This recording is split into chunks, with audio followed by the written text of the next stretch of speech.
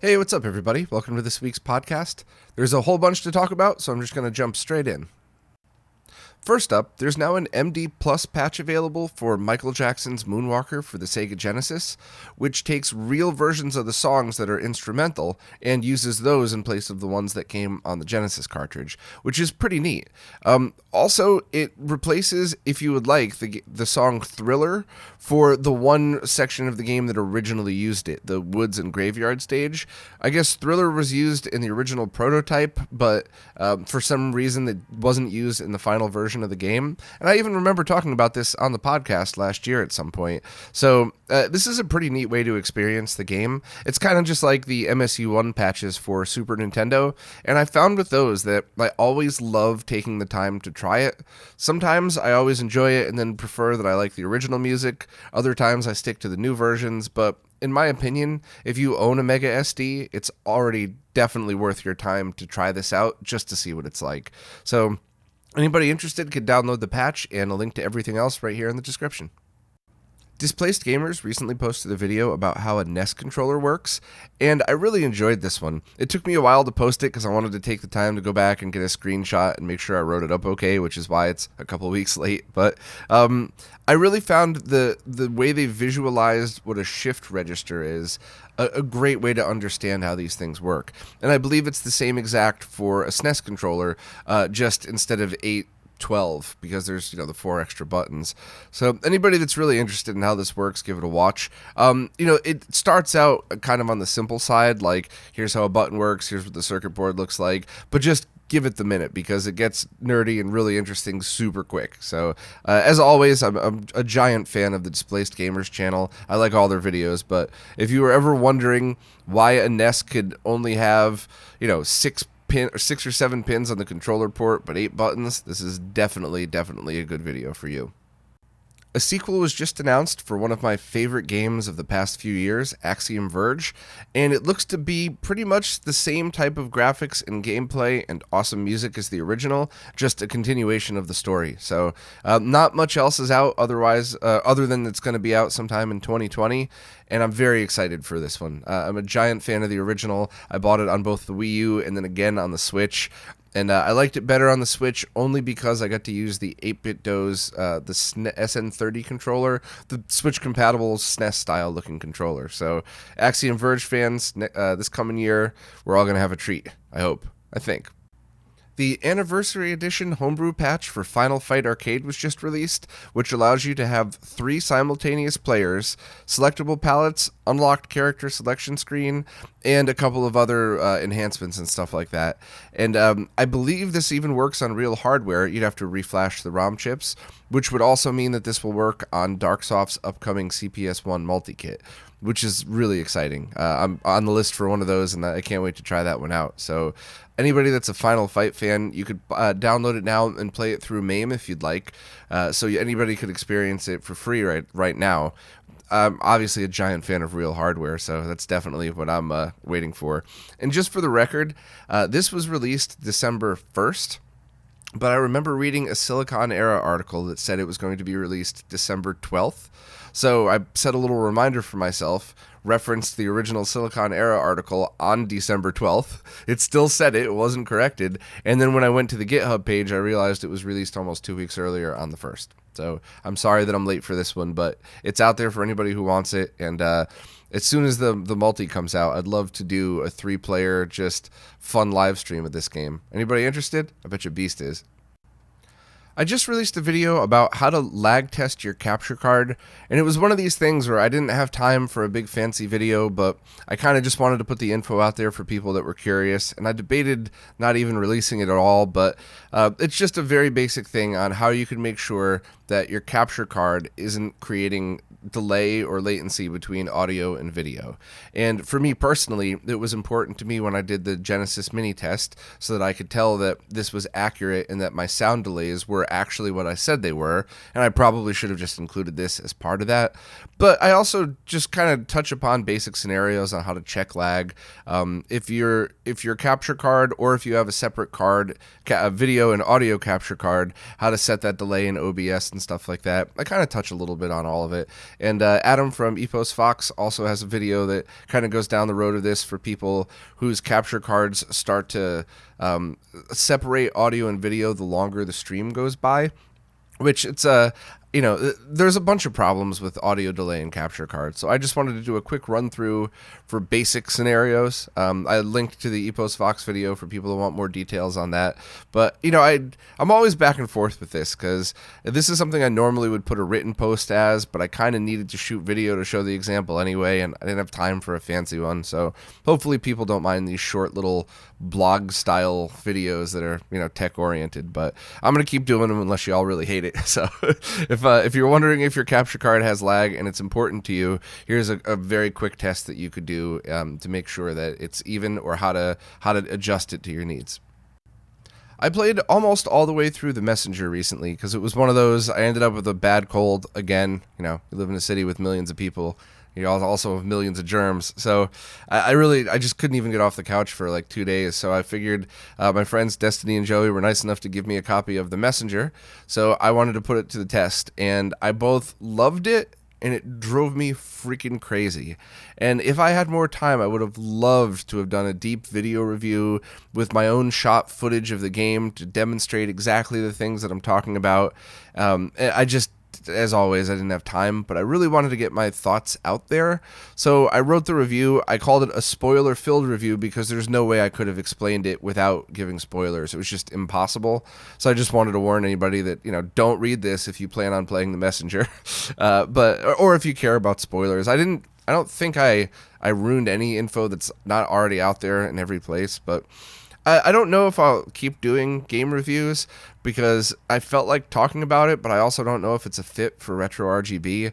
And I'm always critical of other YouTubers that step outside of their zone and talk about things they know nothing about. But I felt like because this was opinion oriented, I might not be so guilty of that. But I don't know. If you have time to comment, let me know your thoughts.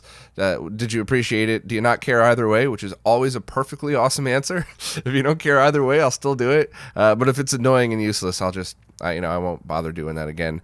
I really would have liked to have done a video review, though. I think it would have been pretty cool to show people exactly in the moment things that had happened. The only thing I will, I'm going to do it without a spoiler. I said in the review that this game had given you all the answers that you needed. You didn't need to nothing was confusing, but I am almost at the end now, and there was one thing I had to absolutely look up. And it just, ask me in the comments or something if you really want to know which one it was. But when I looked up the answer, I was like, there's no way I would have figured that out. Absolutely not. If I didn't look it up, I just wouldn't have been able to finish the game. So still kind of loved it, but it's just one of the most frustrating games I've played in a while. So I don't know. Let me know your thoughts if you've played it, but I still call it a win, and I'm really looking forward to a sequel that I think is, or maybe not a sequel, but a next game from the same company that I believe, if I remember correctly, they said should be out in about a year or two. So I'm a frustrated fan, if you will. Wrestling with Gaming posted another awesome mini documentary, mini-mentary about the SNES, and this time it was focused on a product that was for home banking services. And it's kind of neat in one respect because I guess in the early 90s, not everybody had a computer. They were still really expensive compared to something like a Super Nintendo. So I guess it made sense, but it was also a bit ridiculous. And my favorite part of the video was the footage from the original commercials for these things. It was ridiculous. So it was a great mini-mentary anyway, but if nothing else, watch it for that. I think you'll get a pretty big kick out of it. But another really interesting story, and I had no idea this thing even existed until I saw the video. Copper Dragon has just released a new open source PCB design for the Commodore 64, and this one's for a more simple video output board. So I believe it replaces the RF and gets you S-Video and Composite for people that just want a cheap and easy video output solution that don't want to be stuck with RF. Because while I always say as long as you don't live in an area with a ton of interference, RF could still be a perfectly good solution. but there aren't any RF converters. You'd have to go. I mean, there might be, but they're very expensive. So your average person would then do RF to like an old VCR, and then the VCR's composite video output to like a RetroTINK or something, and go from there, which is a big, bulky, annoying solution. So I totally understand if people just want a basic output instead of having to figure out component or RGB or any of that stuff. So, as always, huge fan of choices. So thanks very much for Copper Dragon for releasing this product. Top Hat Gaming Man just released a both hilarious and informative video about the Philips CDI, which is a console that gets a lot of unwarranted hate, kind of like the Virtual Boy, just because, no offense, but a lot of people hear other people shit on it and then just parrot what they've heard because they think it's cool or something, which is very annoying for me in the Virtual Boy, because while there are many issues with it, there are some very cool things about it. And it's the same with the Philips CDI to a point. So I think the main thing to remember is that it wasn't supposed to be a game console. It was supposed to be a home entertainment system that, by the way, also plays games. And then towards the end of its life, there was more of a focus on games because that's all people were really using them for. But the perspective and the spin that Top Hat Gaming Man put on it was pretty interesting. The few of the games that he had talked about, I didn't really know about. Most of them I did, but it was kind of interesting to see a few others on there. The one thing that he didn't touch upon, and I could be wrong on this one, but if my memory serves correct, when I interviewed Sean from the creator of the BlissBox, that's the controller converter adapter, he said the only console he wouldn't do a converter for was the CDI, because there was so much latency inherently built into the way the CDI reads controllers that it was, it was just a useless thing to make anyway. I hope he revisited that, by the way, just for the heck of it, but it's kind of funny to see then to try to play a beat 'em up game with that much controller latency.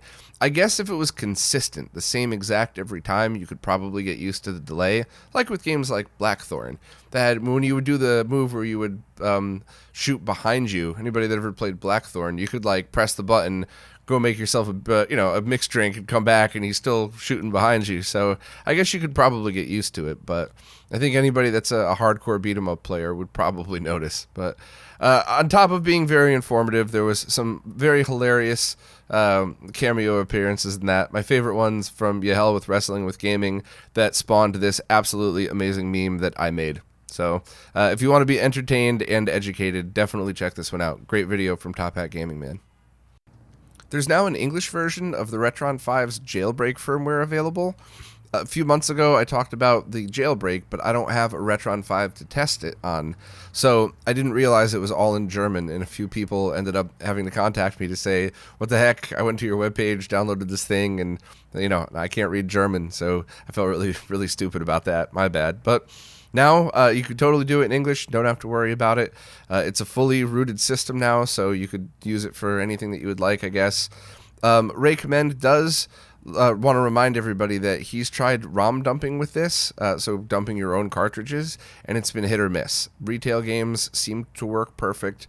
Homebrew, not so much. And I believe he's had good luck with save file dumping. So I remember with the official Retron 5 firmware, some people's save games were deleted, which upset a lot of people, especially with childhood games with their old save game on there from the 90s. So, as always, use any of this stuff at your own risk, and I would be as bold to say as anything with the name Hyperkin on it, use at your own risk anyway. So, it is what it is, but at least if you own one of these, now you have more options of what you could do with it. There's now a public demo available for the upcoming Neo Geo game Project Neon, and Ray did a good video walking people through it and showing what the demo was, but also explaining what to expect, because it is still an early alpha build, if you will, and I think a bunch of people were overly critical of it. I try to always keep a super open mind when I'm testing anything that's even in beta, because, it's far from completed, so it looks like it's going to be a pretty cool shooter game, and the team behind it said that they're going to add some more enhancements to it, and I think some more Neo Geo centric stuff to it, so it looks like a Neo Geo game and not just a 16-bit game. But it looks pretty exciting, and I guess I'm very interested to see when it releases, and I do hope there's some way to release a lot of these Neo Geo games as a paid ROM, because the Neo Geo hardware that goes into the cartridges costs a lot. And if you already own one of the ROM carts, it would be really great to just, pay whatever fee it is and get the ROM licensed to you. So I always support the developers for games that I like. And I think a lot of people, if given the option, would do so as well. So fingers crossed. But either way, looks like we're going to have a cool new shooter on our hands for the Neo Geo sometime in the future. Another English translation patch is available for a Saturn game. This one is Sakura Wars, and the team behind this really went above and beyond. Not only did they do the English translation for all the dialogue, but it looks like they managed to subtitle and re-encode the FMVs in the game as well, and some other artwork like the title screen and loading screen and everything. So I'd actually never heard of the game. I'm not a huge RPG fan, so this might not be up my alley anyway, but it's just very exciting that an entire other group of people outside of Japan who wants to experience the game can. And, to whoever the team is that worked on this, wow and thank you to you. That's a lot of work put into that. So anybody looking to play Sakura Wars, now you can. Bon Yuki recently posted a video of his Raspberry Pi 4 working with the RetroTINK Ultimate. I guess to get it working, it just needed some very specific config INI adjustments, which are in the post that Ronnie did. And I'm pretty excited about this because I've been hearing that there are some major performance differences for the Pi 4. To be honest, I did the firmware update on mine and then haven't touched it since, and I really want to get back into it. I guess I got to double check and see where all the major players are at.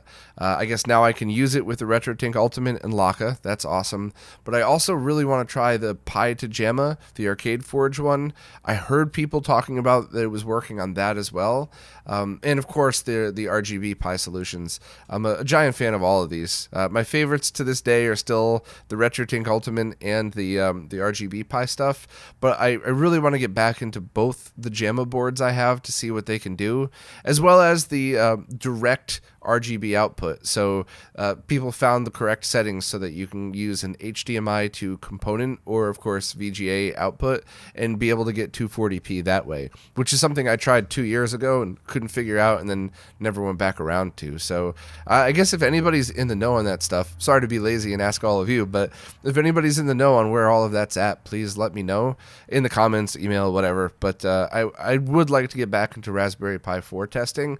And I have a couple of videos coming up in the early part of next year about arcade-related stuff, and I would love to be able to have a Raspberry Pi 4 doing the testing. I'd love to do lag testing and all that stuff to show the difference between the 3 and the 4. I heard it's powerful enough for run-ahead mode to work, which is pretty exciting. So anybody with some Raspberry Pi 4 retro gaming info, especially any arcade-related stuff, please let me know, and I'll hopefully get to doing another video on that soon. And of course, thank you very much to Bon Yuki for posting his experience. Greg Collins has just posted a 3D printed SD mount for the GameCube optical drive emulator, the GC Loader, and it sits in the tray exactly where the CD-ROM assembly used to be, and then just has a slot for the SD card, and it fits beautifully. It makes it look almost like a weird factory solution.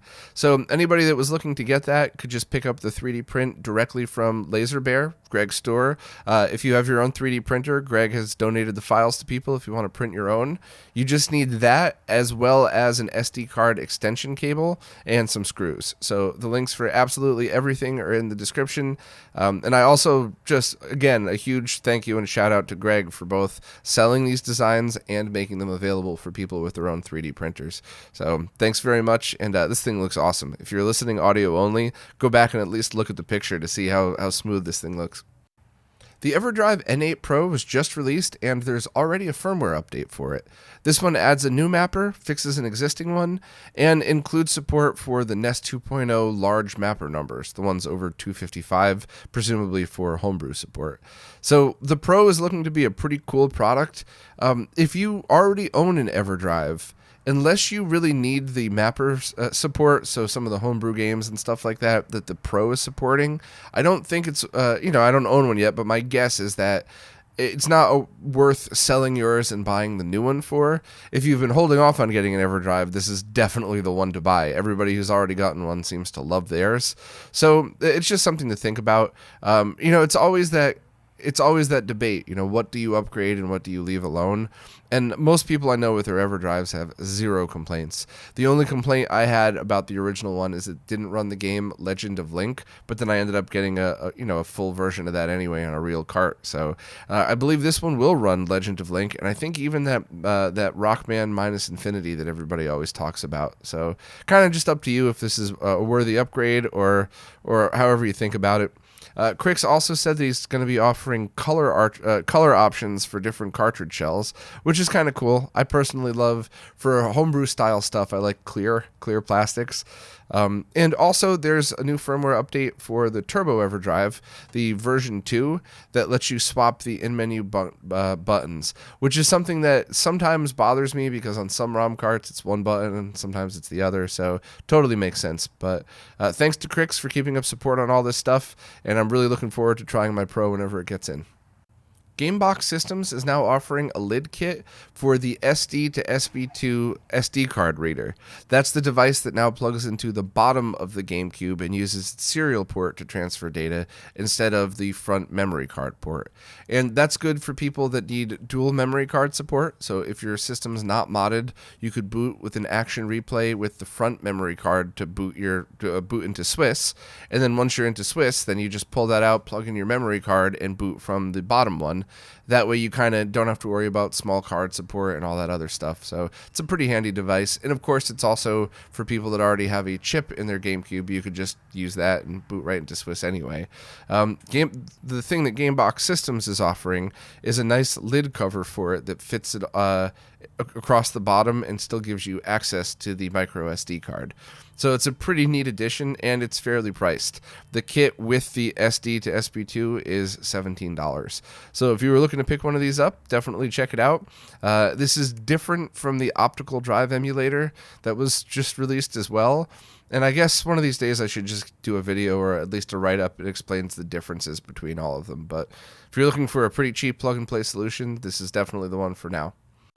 Well, quite a lot this week, and I managed to get through all of it without sneaking in a cough here or there. So if you hear one or two of them get a little rushed towards the end, it was either because I felt a cough coming or I heard a siren in the distance that I wanted to get this through without having to re-record the whole thing. So sorry about that. It's, New York City in the wintertime, nothing I could do about it. But anyway, thank you as always so much for listening. Thanks to all the people that comment and participate. And of course, thank you so much to everybody who supports, because none of these videos or any of the behind the scenes research would ever happen without you. So thanks so much, and I'll see you next week.